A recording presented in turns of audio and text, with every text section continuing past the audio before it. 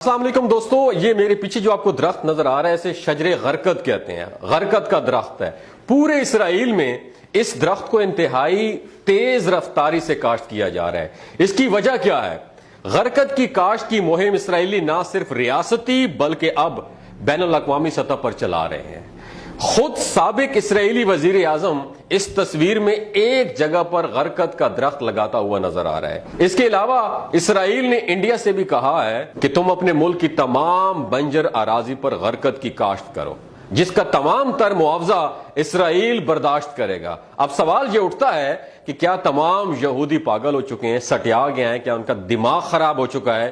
ایسا بالکل بھی نہیں ہے۔ دنیا کے تمام وسائل پر قابض یہودی بالکل پاگل نہیں بلکہ بہت ہی ذہین قوم ہے۔ یہ قوم اپنے مذہب سے زیادہ اسلام کی سچائی پر یقین رکھتی ہے، جو کہ ہم بالکل نہیں رکھتے ہیں۔ ان لوگوں نے احادیث کی تمام کتابیں پڑھ رکھی ہیں اور ہم احادیث کو صرف فرقہ پرستی کے لیے یوز کرتے ہیں۔ استغفر اللہ۔ غرقد کی کاشت کی مہم میرے پیارے نبی صلی اللہ علیہ وآلہ وسلم کی ایک حدیث پاک کی وجہ سے چلائی جا رہی ہے، جو صحیح مسلم کی حدیث ہے۔ حضرت ابو ہریرہ رضی اللہ تعالی عنہ سے روایت ہے کہ رسول کائنات حضرت محمد مصطفیٰ صلی اللہ علیہ وآلہ وسلم نے فرمایا کہ قیامت نہ ہوگی تب تک کہ مسلمان یہودیوں سے جنگ کریں اور انہیں قتل کر دیں، یہاں تک کہ یہودی پتھر یا درخت کے پیچھے چھپیں گے تو پتھر یا درخت کہے گا کہ اے مسلمان، اے عبداللہ، یہودی میرے پیچھے چھپا ہوا ہے، آؤ اور اسے قتل کرو سوائے درخت غرقد کے، کیونکہ وہ یہود کے درختوں میں سے ہے۔ یہاں تک کہ اب اسرائیل مختلف NGOs کے ذریعے دنیا بھر میں ان درختوں کی کاشت پر زور دے رہا ہے۔ افغانستان سمیت کئی ممالک ایسے ہیں جن میں اسرائیل ماحولیاتی آلودگی کے نام پر غرقد کی کاشت بڑے پیمانے پر کر رہا ہے۔ اس کے لیے سیف دی غرقد ٹری نامی ایک مہم بھی چلائی جا رہی ہے، جس کی فنڈنگ جویش نیشنل فنڈ نامی ایک ادارہ کر رہا ہے۔ اس ادارہ کی بنیاد 1901 میں رکھی گئی تھی۔ یہودیوں نے سرکاری طور پر غرقد کے درخت کو قومی اور مذہبی پہچان دے رکھی ہے، ہم مانیں یا نہ مانیں۔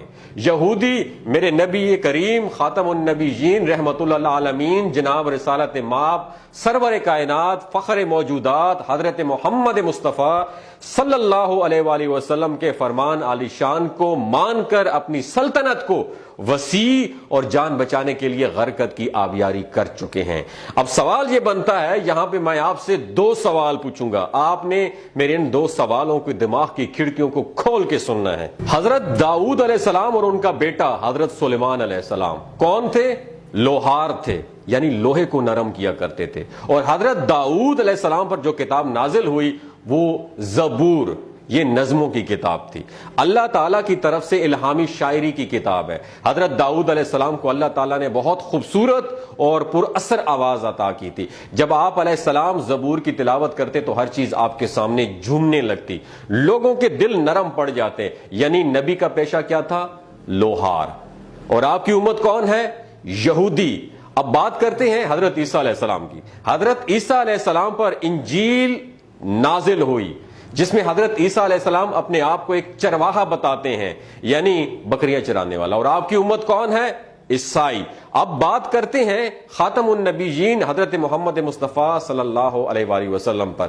آپ پر آخری آسمانی کتاب قرآن مجید نازل ہوئی، اور آپ بخاری شریف کی حدیث میں بتاتے ہیں کہ بے شک مجھے معلم یعنی استاد بنا کر بھیجا ہے۔ آخری نبی اپنے آپ کو معلم بتاتے ہیں، یعنی کہ استاد بتاتے ہیں، اور ہم امت مسلمہ ایک معلم کی امت ہیں، تو ہمیں علم کے میدان میں سب سے آگے ہونا چاہیے تھا۔ میرا آپ لوگوں سے سوال ہے، ہمیں علم کے میدان میں سب سے آگے ہونا چاہیے۔ اب لوہار کی امت ہے یہودی اور چرواہی کی امت ہے عیسائی۔